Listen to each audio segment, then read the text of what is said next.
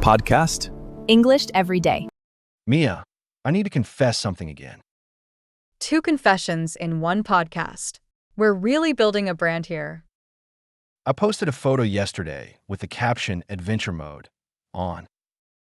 Okay. What was the adventure? I was sitting on my couch in pajamas, scrolling my phone for 3 hours. That's not an adventure, Leo. That's a Tuesday. The photo had a mountain filter on it, though. A mountain filter. A mountain filter. Very convincing mountain filter. So people think you were hiking. People think I was hiking. I was actually reheating noodles. Adventure mode. On. While reheating noodles. In my defense, the noodles were an adventure. I almost burned the kitchen down. That's honestly a better story than the fake mountain. I know that now. But in the moment, the real story felt boring, and the fake one felt impressive. That's kind of the whole topic today, isn't it? Exactly. Today we're talking about modern social media and whether it's actually good or bad for us. Before we get into the real debate, I have to mention something that would have saved you from the mountain filter. Go on. We've been building something called the Real Talk Journal, a short daily prompt that gets you writing and speaking about your actual day, no filters required. It's designed to build speaking confidence around real life, not a highlight reel. Links in the description, as always. All right, adventure mode officially off. For now. Hey, English learners. Welcome back to the English Leap podcast, your cozy little place to learn easy English through real, everyday conversations. I'm Mia. And I'm Leo, still recovering from my noodle adventure. Today's topic is a big one.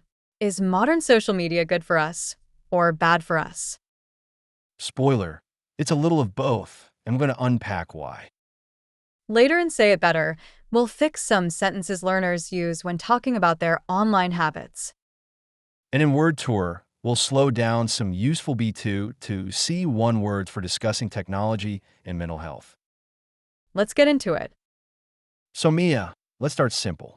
When you think social media, what comes to mind first, good or bad? Honestly, both at the same time. I use it to stay close to friends abroad. I also sometimes close the app feeling worse than before I opened it. That's such a common experience. So let's actually build the case for both sides, starting with the good. All right, case for the good. What's argument number one? Connection across distance. My grandmother video calls me every Sunday because of an app on her phone. That's a real, meaningful use of the technology. Argument number two, access to information and learning.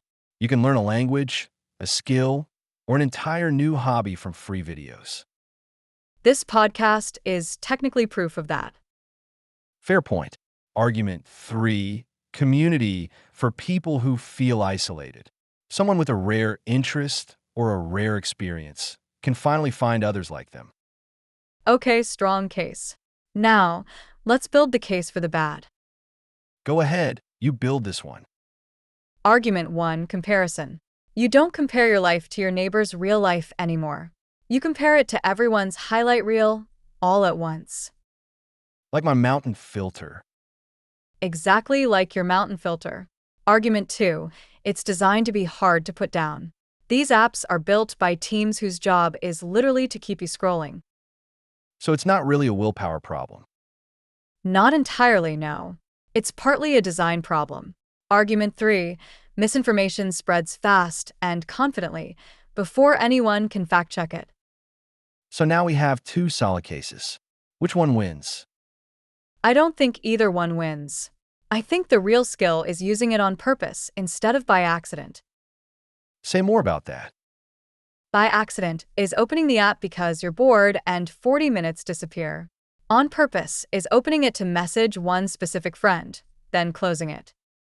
That's a small difference with a big result. It really is. Let's go back to your mountain photo for a second. Please, no. What need were you trying to meet when you posted it? Honestly, I wanted people to think my life looked exciting. And did posting it make you feel more connected to anyone? Not really. It made me feel a little emptier, actually, once the likes stopped coming in. That's the real cost people don't talk about enough. Chasing approval instead of chasing connection. So what's the alternative? Just never post anything real? Not at all. Post the noodles. Post the real Tuesday. Some of the most connecting posts are the honest, boring ones. I have to push back slightly here, though. Go ahead. What if people genuinely don't want to see boring, honest content?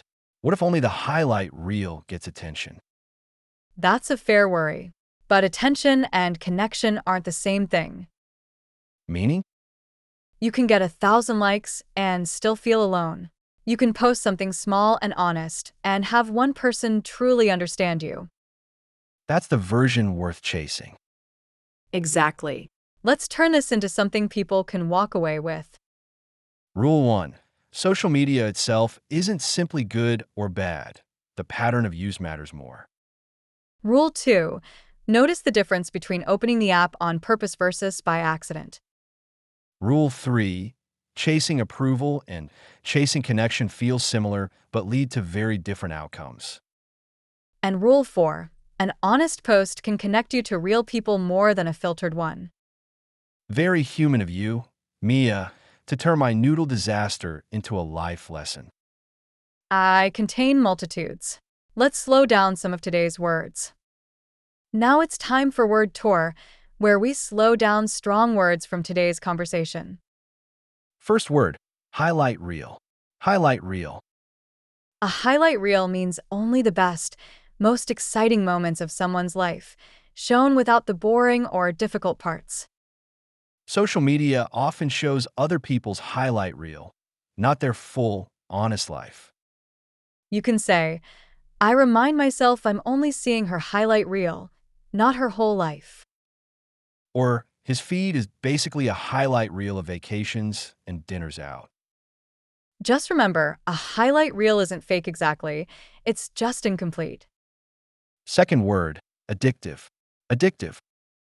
Addictive means designed or able to make you want more and more, in a way that's hard to control. Endless scrolling feeds are built to be addictive on purpose. You can say, I find short videos incredibly addictive. I plan to watch one and end up watching 50. Or, the app is designed to be addictive. That's literally part of the business model.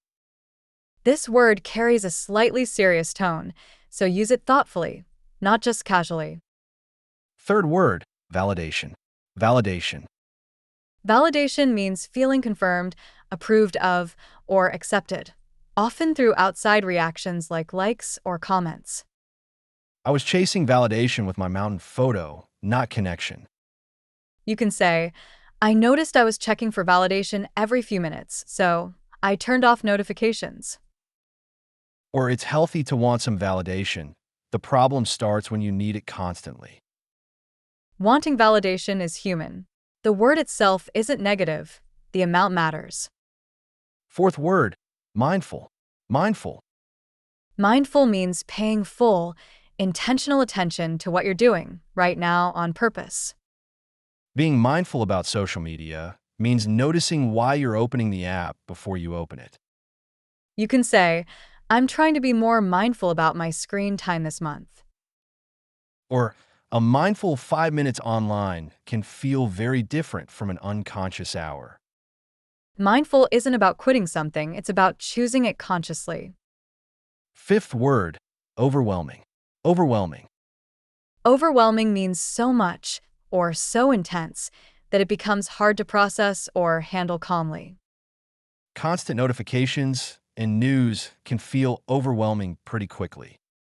You can say, the amount of information online can be overwhelming some days. Or, I felt overwhelmed after an hour of scrolling news, so I just closed the app. It's okay to name that feeling instead of pushing through it silently. Last word, authentic. Authentic. Authentic means real, genuine, true to who you actually are, not performed for an audience. An authentic post shows your actual Tuesday, noodles and all, not a mountain filter. You can say, I'm trying to post more authentic content, even if it's less polished. Or, her account feels authentic. She shares the messy parts too, not just the wins. So today we covered highlight reel, addictive, validation, mindful, overwhelming, and authentic. If you want transcripts, quizzes, and shadowing practice for all 6 words, that's exactly what's inside the English Leap Club. Small step, big vocabulary. Now, let's fix some sentences. Now, let's use some of today's ideas in more natural sentences. It's time for Say It Better, where we take simple learner sentences and make them sound more natural, confident, and kind. First sentence: I use social media too much. I am a bad person. That sentence turns a habit into a moral failure, which is a heavy jump. Better version: I've noticed I use social media more than I'd like to. You could also say, my screen time has crept up lately, and I want to fix that. Second sentence: social media make me feel bad sometimes. This one's understandable, just missing natural grammar. Better version: social media sometimes makes me feel worse about myself. You could also say, I've noticed my mood drops after scrolling for too long. Third sentence: I want stop, but I cannot stop. This sounds a bit hopeless, like the situation is permanent and fixed. Better version: I want to cut back, but it's harder than I expected. You could also say, I'm working on reducing my screen time. It's a work in progress. Fourth sentence: everyone life looks perfect except my life. This compares your full, real life to everyone else's highlight reel, which isn't a fair comparison. Better version: I know I'm only seeing everyone's highlight reel, not their full life. You could also say, it's easy to forget that people usually don't post the hard days. Fifth sentence: I post photo to show people I'm happy. This is honest, but it can sound a little defensive when said this directly. Better version: sometimes I post to show a good moment, even if the whole day wasn't perfect. You could also say, I like sharing the good parts, even if it's not the full picture. Last sentence: social media bad. I will delete all my accounts. This is a very all-or-nothing solution to a more nuanced problem. Better version: I don't think I need to quit completely. I just want a healthier relationship with it. You could also say, I'm not deleting everything, I'm just being more intentional about it. Here's the real message behind all of this. None of these sentences describe a broken person or a failed habit. They describe someone noticing a pattern and starting to choose something different. The label isn't addicted to my phone forever. The label is learning to use it on purpose. Before we finish, remember this. Social media isn't simply good or bad.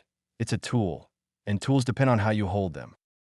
Notice the difference between opening the app by accident and opening it on purpose. Chase connection, not just validation.